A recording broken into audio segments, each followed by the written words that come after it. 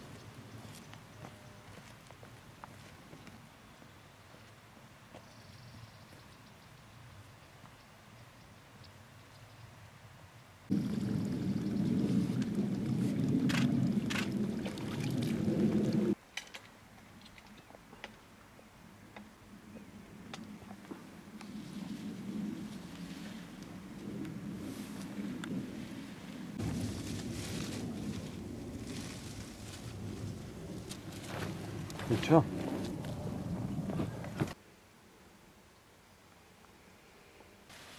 Çok ucağınık var bu.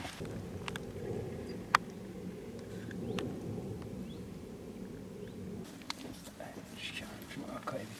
Satrak.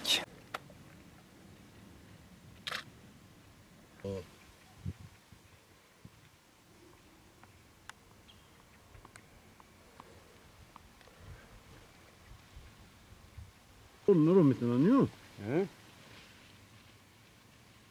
Zaf üretiyor, hem ser hor üretiyor. Şu serzi hem serini üretimizsin. İyi lan biz ne kadar yorulaj holaşım. Ki arka gördüğünüz bunlar. Tomaston diyor ama o pançiyi.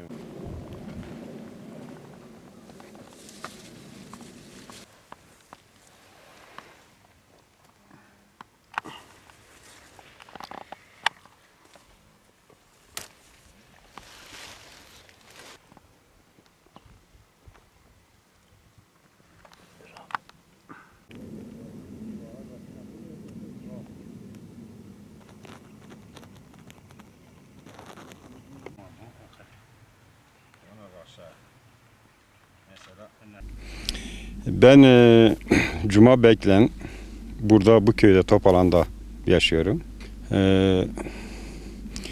Ben burada şu anda emekliyim. Yazın genelde buralarda uğraşıyorum. Her türlü şey burada ekiyorum. Yavaş yavaş çeşit artırmak için uğraşıyorum. Yani ne tür şeyler burada yeni ekebilirim.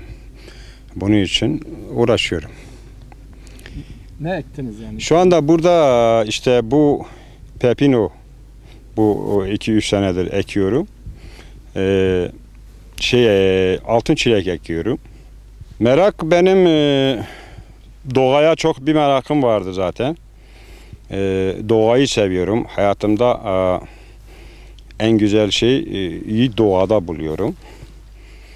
Onun için yeni buralarda, bu doğada, bu ortamda, bu topraklarımızda ne yetişiyor, ne yetişmiyor, onun araştırmasını yapıyorum. Yeni çeşit buraya getiriyorum onun için. Şu anda bunların kilosunu tam olarak ben burada ne kadardır bilmiyorum. Daha fazla, daha doğrusu böyle şeye gitmemişim, yani parasal yönüne gitmemişim çünkü fazla öyle satılacak halde olmadığı için. Yalnız tadı hoştur, bence bunları herkes yesin. Bunu internette ben gördüm, internetten şeyle konuşuyorum. Orada kemik erimesine, çocuklar için kemik genişlemesine, bir sürü hastalıklara iyidir. Şeker hastalıkları da bunları kolaylıkla yiyorlar. Tansiyon hastalıkları da yiyorlar. Yani bu hiç çok şifalı bir meyve türüdür diyorlar. Bu Bingöl halkını dedim ya, bunun için siz de buraya temas ettiğiniz için çok teşekkür ederim. Bingöl halkı sürekli kahvelerde oturan bir halk olmaktan çıkmalı. Kahvelerde dedikodu, yani ne kadar boş kaldın, kahvelerde oturdun mu mutlaka birilerinin dedikodularını yapıyorsun. O dedikoduları yapmadan kendi işinde git çalış, daha mutlu da olursun, daha da kazanırsın.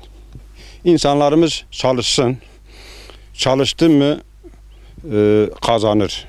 Yeni çeşitler mutlaka Bingöl'de üretmeye başlasınlar. Yani domates, biberle salata. Sadece bir domates, biberle biz görmüşüz, görmemişiz. Domates ekiyorum, biber ekiyorum.